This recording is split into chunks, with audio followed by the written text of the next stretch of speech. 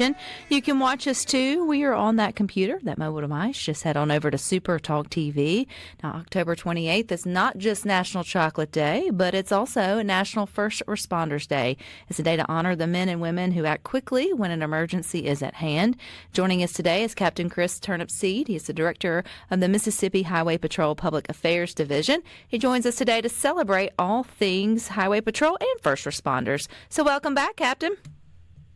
Thanks for having me. It's good to have you here, and it's good to celebrate all the hard work that your men and women do every day. But I think the last time we had you on, you guys were in a little bit of a competition with the vehicle or the car, and I never followed up on that. Shame on me. But how did Mississippi turn out in that?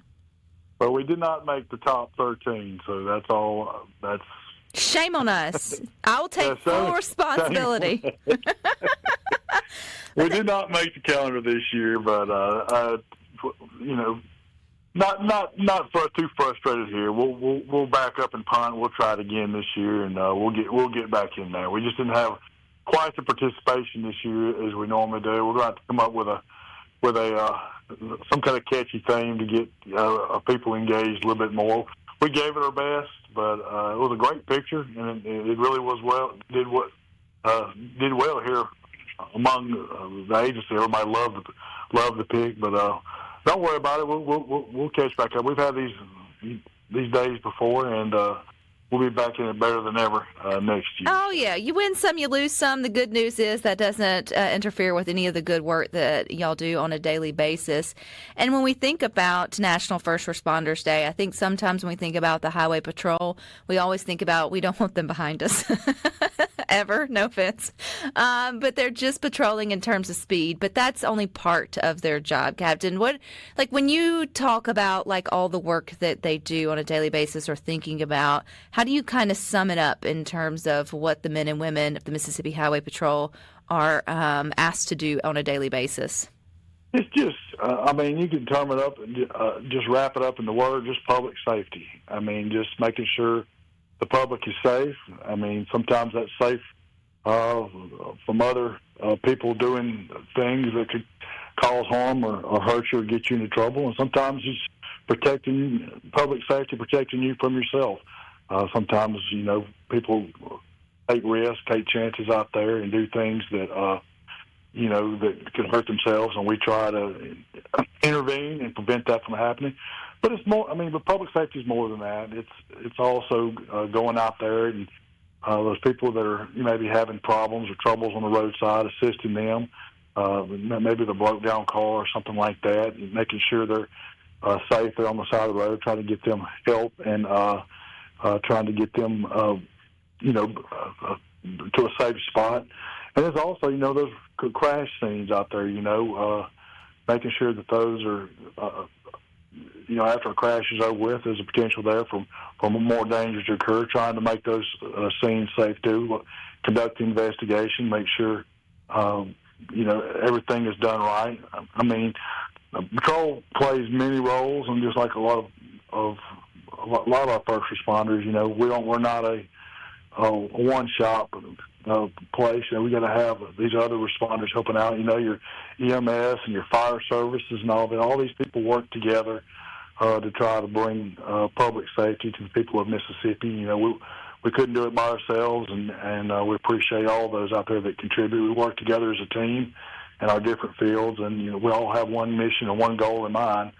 That is to serve and protect the public. That we're charged with serving. So it's a team effort, and we appreciate all those out there that serve on the front lines out there for the people of Mississippi.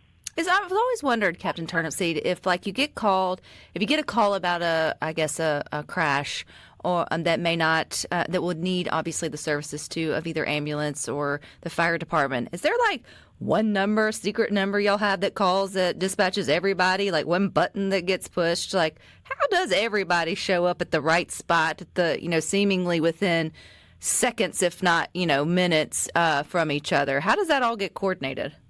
Well, it's a network process. It's you have it depends on what number you call. If it's a star 47 number, it will come in. Star HP comes in straight to us. But usually when you call 911, it's going to go to your local 911 office.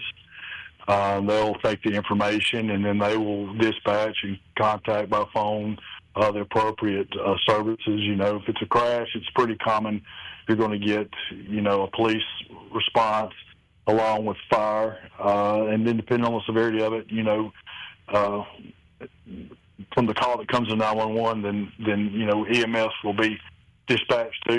Most of the time EMS is going to be dispatched nonetheless, no matter what, and they can be turned around or whatever service that's not needed can be turned around where they'll come on the scene just to make sure and do that. But it's usually call goes into one call center, and then from there, those people that work the dispatch, which they're part of the first responder team as well, that the ones behind the scenes, the ones behind the phones and the microphones at the behind the radios that nobody gets to see, but their job is very important too in the first responder responsibilities. Is they're the ones that usually coordinate all of our responses to the scenes with location. You got to have good location on where it is. You don't want to send your responders out to the wrong place. So they've got a very important job of getting everybody on the same page and making sure all the appropriate response is given. But yes, it goes to a call center, and that from there, that person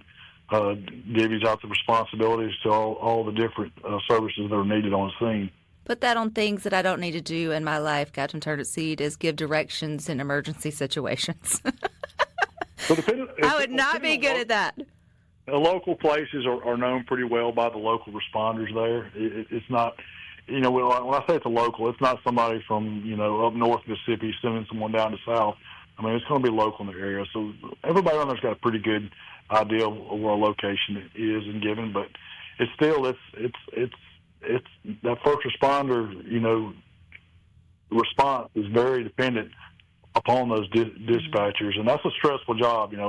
As troopers, when you get on, that's one of some of your roles is you have to go in and actually work that radio room and listen to and do what they do, so you can have an appreciation for their jobs. And believe me, answering those phones there for some of those calls, I mean, you're going to hear some wild and crazy.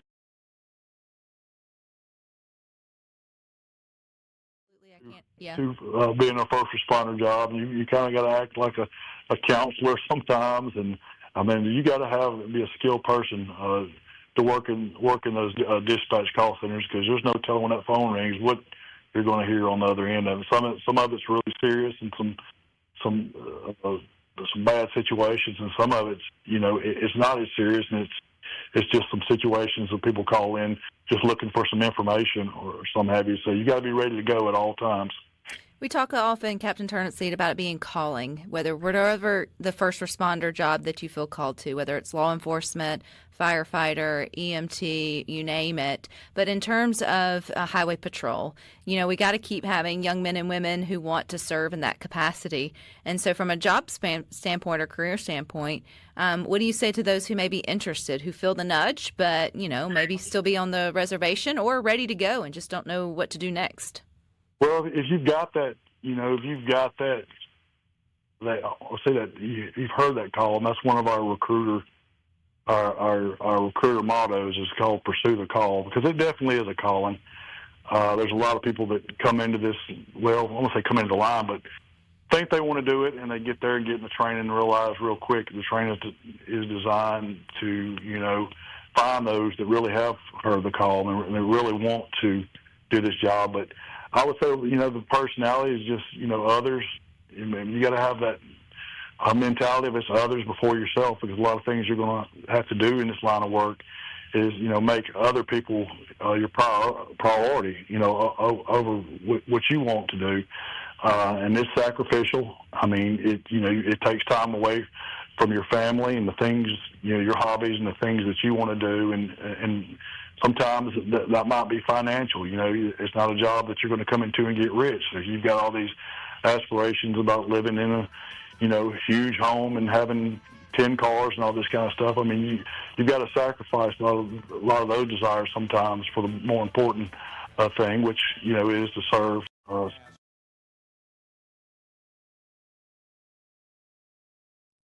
money or financial. Sometimes your reward is just knowing, you help someone or you save someone's life, or, when you lay your head on your pillow at nighttime, you feel like you've accomplished something that day. And those are the kind of people you got to look for, and the people that you got to find, people that want to have that kind of fulfillment out of their life. Just of being going and being used to do good things and serve others, and not necessarily always looking to be a millionaire one day. We appreciate your service, Captain Turnipseed, and all those with Mississippi Highway Patrol.